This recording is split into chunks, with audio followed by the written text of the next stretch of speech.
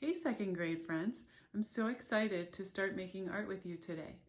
Our project is going to be something of an origami type house, and I know you guys have been studying or will be studying Japan, and one of the art forms in Japan is origami. This is not a complete origami house, but we will be doing maybe one or two origami folds to create a house out of this piece of paper. All you're going to need today, the essential items, are a piece of paper from either your mom or dad's printer and a pencil.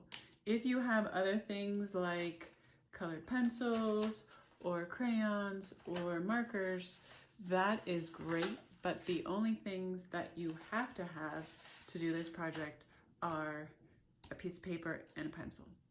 So let's get started.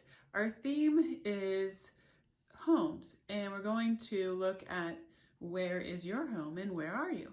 And so what we're going to do to create your home is that we're first going to fold our paper in half, and this is traditionally called the Hamburger Fold. And I just want to review with you guys a couple good tips for folding paper, because we really haven't gone over folding paper. So for our first fold, we're going to go from the bottom, and we're going to line up the bottom corners evenly with the top corners. Once you have that, you're just going to hold the paper with your left hand or the hand that you don't write with. And then what you're going to do is you're going to slide down just with your pointer finger, and you're going to give a little push, and then you're just going to swipe right, and you're going to swipe left, and voila. And what you can do to make the fold a little stronger is you can even just take your pencil and go over the fold with your pencil. So that is our first hamburger fold. Next, we are going to do the hot dog fold. And the hot dog fold is the paper will be a lot thinner. And it's almost like a hot dog bun, because a hot dog is thinner than a hamburger. So what we're gonna do is we're gonna take the bottom edges of our paper, just like we did before, and we're going to line up one corner, and then we're gonna line up the next corner. And once, oops, I might just have to adjust that a little bit. And then once they're all lined up, and you can kind of check, because if you lift this up, you can see, oh yeah, that's lined up. And I'm holding with my left hand, I'm swiping down with my right hand. I'm making a little divot there. Then I am swiping right, and then I am swiping left. So now I have divided my paper into quarters, 1, 2, 3, 4 even pieces, or 4 even shapes, excuse me. Now we are going to do another fold where we are going to divide our paper into 8ths. So what we're going to do is we're going to take this bottom edge, and we are going to line it up with the crease, right, the crease line right here. So same thing, once it's lined up, I'm holding with my one hand, I'm pushing down, and then I am swiping to the right, and I am swiping to the left. Then I'm going to rotate my paper back down to the bottom, where the big part is at the bottom, and because I like folding from the bottom up, but if you have a way that's comfortable for you, you can certainly do whatever works best for you. So now I'm lining up those corners with the line, the fold line. Once it's lined up, again, I'm holding, I'm pushing down, then I'm swiping right and swiping left. And now, as you can see, we have our paper divided into 8ths. All right, friends, now we are ready for the next set of folds. What I'd like you to do is, you see how this is opening up like this? What I want you to do is flip your paper over, and what I want you to do is do that hamburger fold again, but it's very easy to do because it's already there. We're just folding it the other way. And then we're also going to do the same for our hamburger or our hot dog folds, where I'm just folding the paper back the other way. I'm doing that down here too, where I'm folding the paper back the other way. And that way our folds are really nice and crisp. So now you want to go back, and you just, once you've done that, you want to take your paper and you want to fold it in half. So it's kind of like a book or a card that would open with the fold at the top. Then the next thing that we're going to do is we're going to take these side folds and we're going to, again, they're already folded, so we're just going to fold them back towards the middle and give them a little bit more of a fold. And you can see here where maybe my paper was a little bit off when I folded. See how that little edge is? And if that bugs you, what you can do is you can kind of line up that edge and reline up that edge and then slide it back. But it is okay if it's not perfectly aligned. All right, so now I have my paper like this. So it's like a little book, opening and closing. And now what we want to do is we want to take, I'm turning it to the side now. I'm going to take this corner and I'm going to fold it back and I'm going to line it up with the edge there, and I'm going to line it up with the outer edge there. And then I'm going to hold it and I'm just going to swipe back and forth. So now I have a little dog ear there. And then I'm going to turn my paper like this, and I'm going to do the same thing to this side, where I'm lining up this with this, and then I am swiping right and swiping left. So now it kind of looks like a shirt. And again, you can take your pencil and kind of smooth over those folds to really get them in there nice and good. And what I want to also do then is I'm going to take them and fold it. It's already folded, but now I'm going to fold it back this way and then back the way it was before.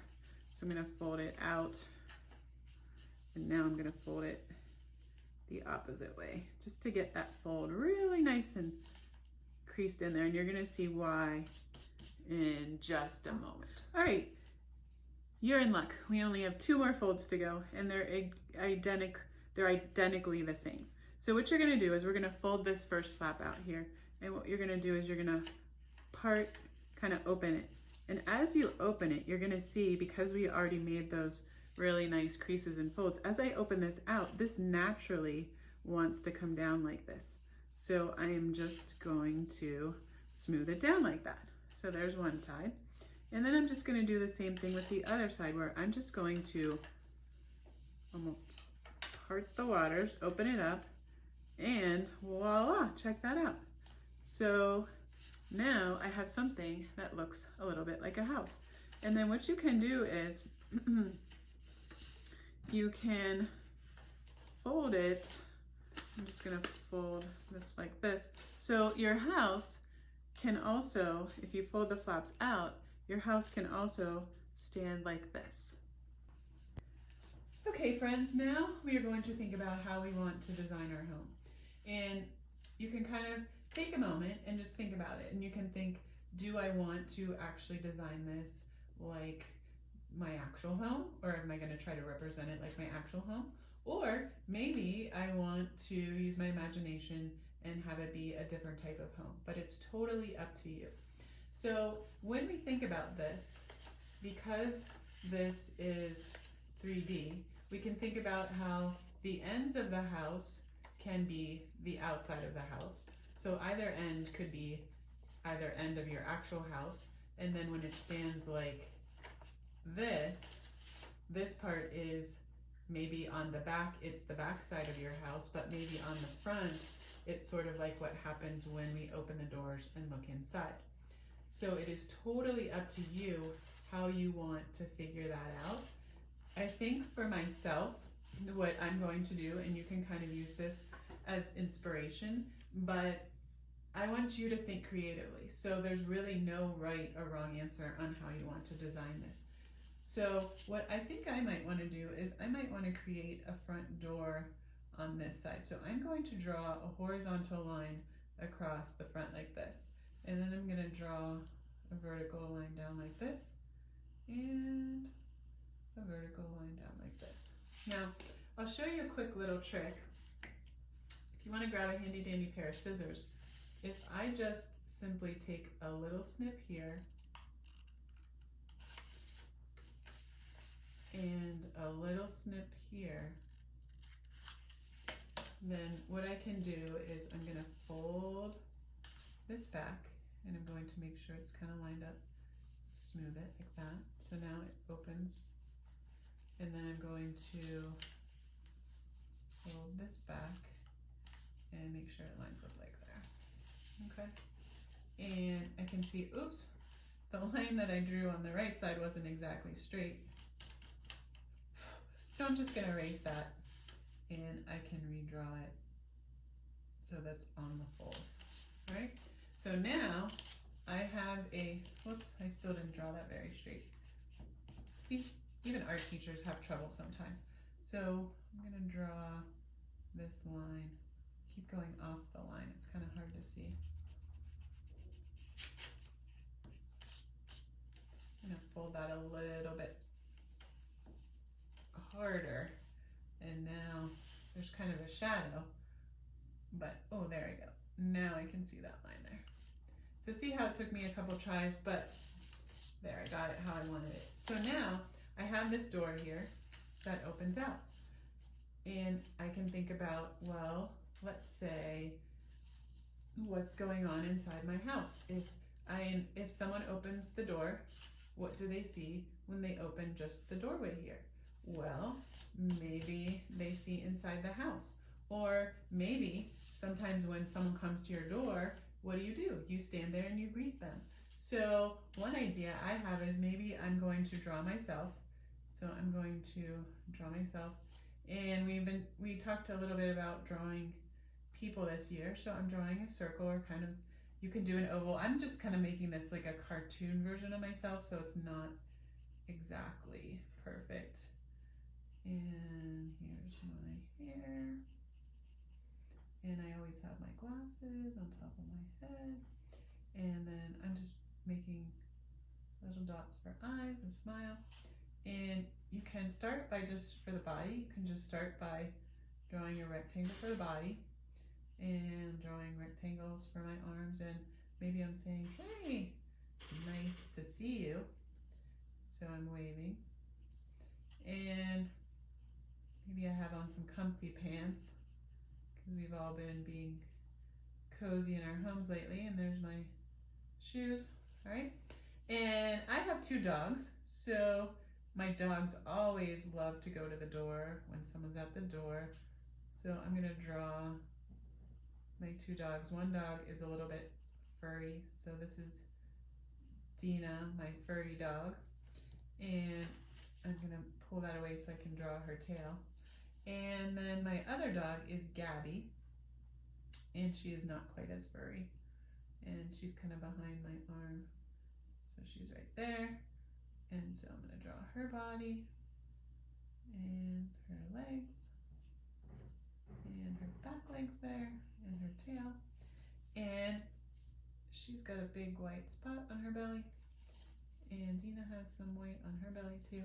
And there they are. So there's me, and I'm saying hello. Now, how else can I design my house? Well, if I'm thinking that this is the front, then I can go ahead and I can add some windows. So maybe there's a window up here. And maybe there's another window up here. And maybe there's a longer window right there. And we'll make it symmetrical. We'll put a longer window right there. Now, you can come up with your own combination of windows. And windows don't always have to be rectangles or squares. They can also be circles and other shapes.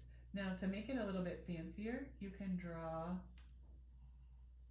a rectangle within a rectangle, and it makes the window look a little bit fancier. So I'm going to do that here and here. And then if you would like, you can put window panes. Sometimes in longer, taller windows, there's more than just 4. Sometimes there's 6. I'm gonna put one here like this. And you may say, I don't want to put panes in my windows, and that's okay too, because maybe you want to draw what's going on inside. So maybe if I was walking by this house, I see a lamp on the table, and maybe there's a chair right there, and maybe there's a doorway into another part of the house. So you can also draw scenes that you see through the windows of the house as well. One thing that I was sharing with some friends is that it's fun when you walk around your neighborhood at night sometimes, because then when the lights are on in everyone else's house, you can see what's going on, and you can kind of see, oh, look, let's see, what do they have that looks kind of cool in their house. So that's an idea where you can draw what you see inside the windows. Now, another option is to think about, okay, well, what's gonna happen when I open this up? Wow, what can I do? Well, some ideas are that if your house has 2 floors, 3 floors, you can draw horizontal lines across that will divide up the house into a 2nd floor and a 1st floor. You could even, if you wanted to, if you had a 3rd floor, could draw another horizontal line. You can also divide the house up into rooms, because if you drew some vertical lines in different spots, then you could divide the house up. And so maybe you draw some of the rooms in the upstairs of your house. Maybe you draw some of the rooms in the downstairs part of your house. For example, if you drew a bedroom, you could draw, maybe there's a bed, right here. Maybe there's a pillow, and a bedspread. Maybe there's a teddy bear on the bed. Maybe, see if I draw a line here, then there's a wall. Maybe there's another window in this room facing out the back. Maybe there is a dresser where somebody keeps their clothes. Maybe there's a little lamp on the dresser. Maybe there's a beanbag where somebody gets cozy. So you can draw all these details. Maybe you want to draw some people in the rooms and draw what's going on inside the room. It is totally up to you. Maybe your attic has a bunch of boxes stored up in it, and you can draw the boxes, and maybe you can imagine, what if a squirrel got in the house and he was upstairs in your house playing around? Or maybe there are mice running around upstairs in your attic, and you could draw a little scenario with the mice running around. So this is a chance for you to be creative. So here is my house, and here's what it opens up to. Then if you wanted to, on the back, you could continue to draw what's going on inside the house, or maybe you want this to be the back part of your house. So maybe you want this to be the outside of your house. So if you draw a line across here, then you can draw what the roof looks like, and then you can draw what the back of your house looks like. Some strategies if you wanted to draw the roof like it had shingles on it or slate pieces or whatever type of roof.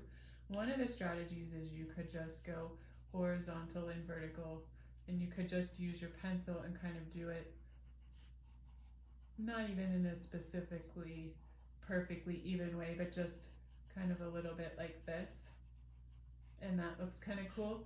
Or maybe you want to just draw horizontal lines, and then after you draw the horizontal lines, you can draw vertical lines that are interspersed throughout like this. And another strategy is you could also, sometimes people like to make a roof look like this, where you're just drawing wavy lines like this, and then I'm going to then go back and like this. So these are some ideas. You might just want to color your roof in a solid color, and that's an option. You might want to, I'm going to erase a little bit here, you might want to draw a chimney on your roof. So I could draw a chimney here. And then I'm going to make it look like there's brick on the chimney. Maybe there's some smoke coming out with a little heart. So you can make it realistic, or you can kind of make it sort of fantasy too. Maybe if it's realistic, you know, you draw the windows that are on the back of your house.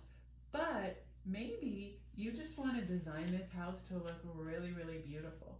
So maybe you want to have like a rainbow over here. You can do that. Maybe you want to do some other swirly lines that come around and over here. Maybe you wish that you could go out, whoops, the pencil got stuck on the fold. Maybe you wished you could go outside and paint a mural on the side of your house, and maybe this is what the mural would look like. So how you design this is totally up to you. So there are some ideas. Now, the other thing that you can think about is, what if this was folded like this and I was looking onto the side of the house, and how would I design that? And so I have this window here and this here, and I could draw roof things here too.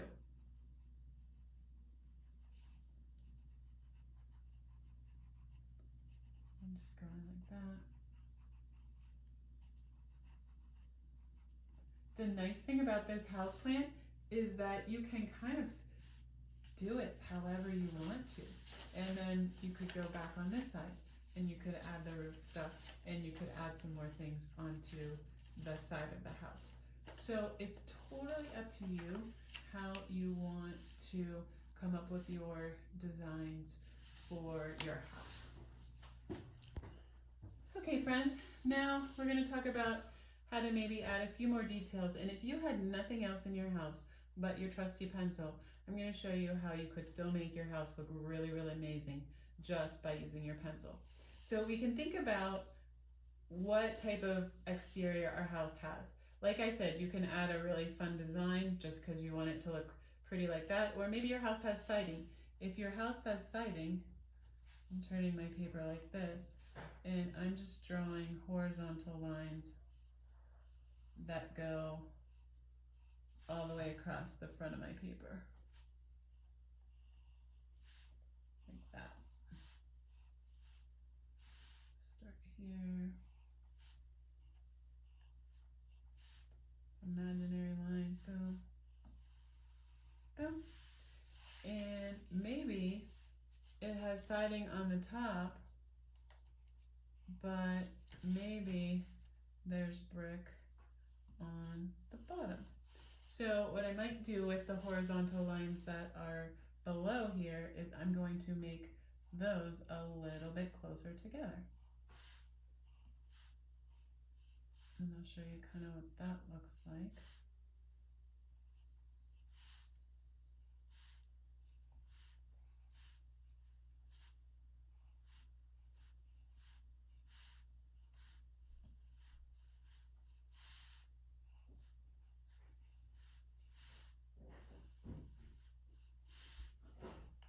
And I'm almost to the bottom.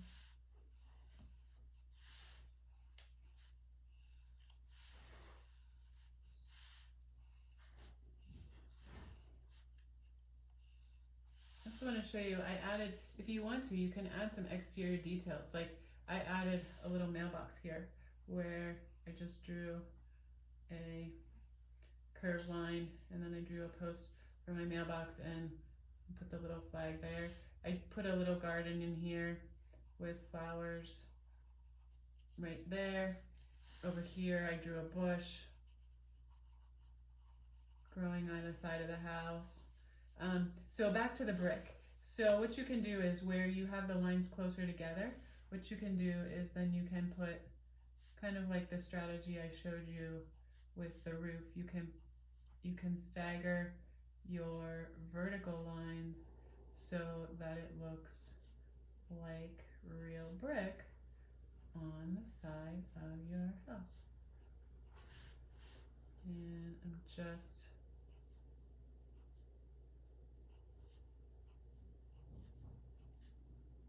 going across like that. Now once you get all your designs, you might say, well, what if I only had a pencil? Well, the good news is this. We know that with our pencil we can create dark, medium, and light values just by pushing a little bit harder or a little bit lighter with our pencil. So I'll kind of show you what that looks like. For example, with the roof shingles, if I went back over my lines and I pressed really, really hard and I tried to make the lines a little bit thicker, then what I can do is after those lines are thicker, I can color some of them in. So I can either press really, really lightly, so I get a really light value. I can press kind of medium, where I'm getting kind of a medium to dark value. I can press a little bit in between. I can barely press, so it's almost like a whisper. And if I vary, some are dark, some are medium, some are light. Then if I filled in this whole roof, it would look really interesting with all those dark and light values. You could also color in around the window frame if you did a rectangle within a rectangle.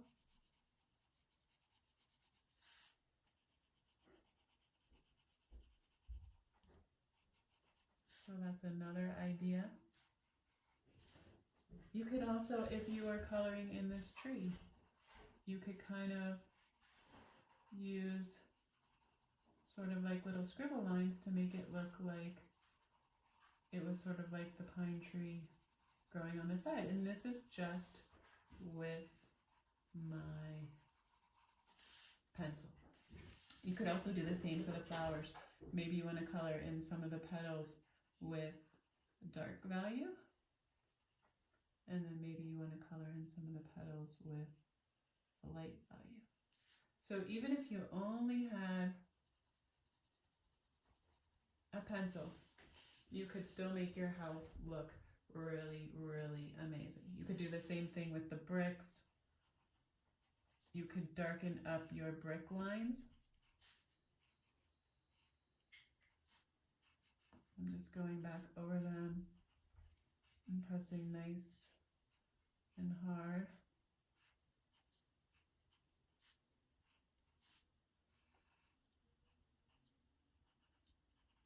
And color on this little window here.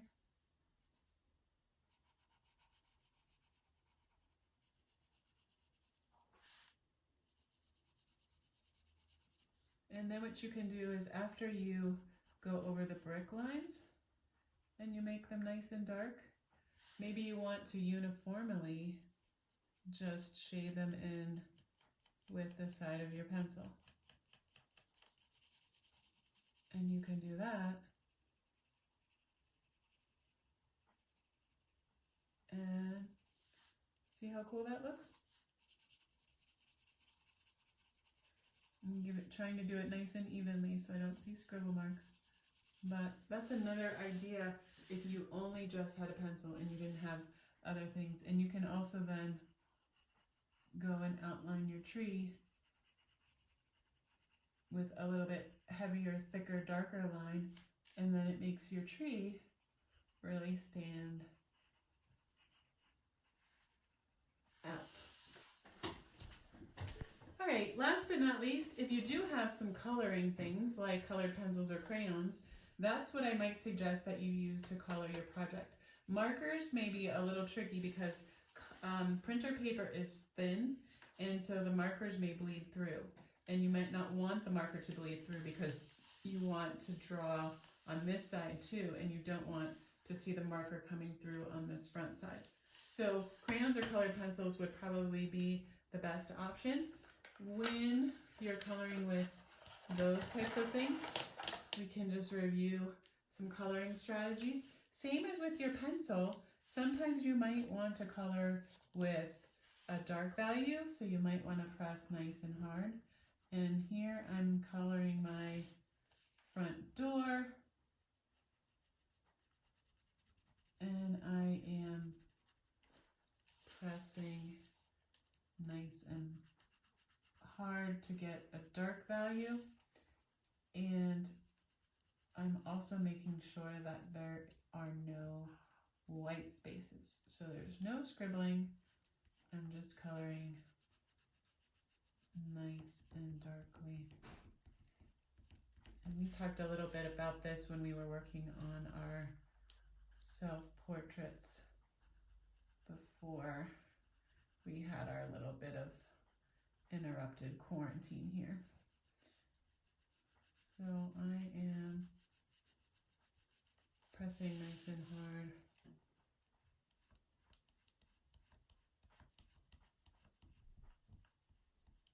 And making that dark. Now there may be some instances where you don't want to press very hard. You might want to press lightly. And in that case, maybe, let's say you were doing your brick, all right? And so you can go back and maybe, I'm going to outline the brick with this brown, because sometimes the mortar in between the bricks is brown or a gray color.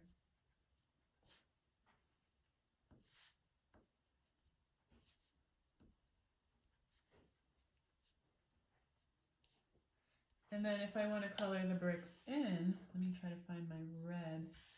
Maybe the bricks are a little bit of a red, so I'm going to color a little bit of red. And then maybe the bricks have a little bit of orange in them. So I'm just lightly blending the colors. You can also do this, the same exact thing with colored pencils. So I'm varying my dark and my light, and see how it makes it look really realistic. And let me think what else. Oh, last but not least, so for the tree, same thing. You could color in the background color of the tree with like a light green, nice and lightly. Fill that all in.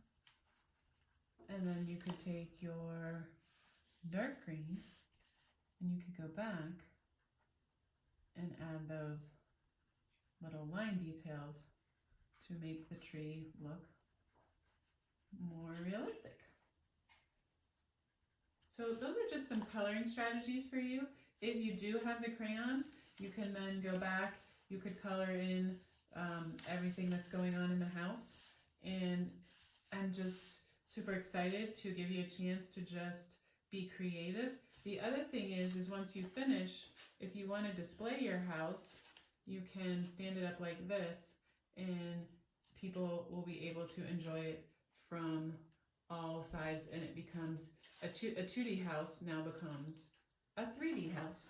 All right, friends, I'm giving you a house from this angle, and this is what it looks like when it's standing up, and I'm just rotating it around for you to see. This would be the back part, and then this is another side view, and this is the front view. And what I want to say is that this might take you a couple of days to do. Maybe you want to fold it on the first day, and then you want to work on all the other details throughout the course of the week and adding the color and whatnot. So this isn't something that you need to rush and complete in just one day. I would love to see your finished products. And so if you want to take pictures of your artwork and have your parents email it to me, that would be fantastic. My email address is hherbay@uscsd.k12.pa.us, so you can have your mom or your dad send pictures of your artwork. And another way for us to connect is, let's say you're starting to make the project and you're having a little bit of trouble, or you're starting to make the project and you're so excited to show me what it looks like. Well, Mrs. Herbay has office hours every day, twice a day. So you could pop in and see me from 9:30 to 10:30 or from 12:30 to 1:30 and just say hi and show me what you're up to. And maybe you're working on some other art at home that's not even the assigned project, and I would love to see that too. So I just want to tell you I miss you so, so much. And I hope that you're doing well at your house. And I'm so looking forward to when we can see each other again.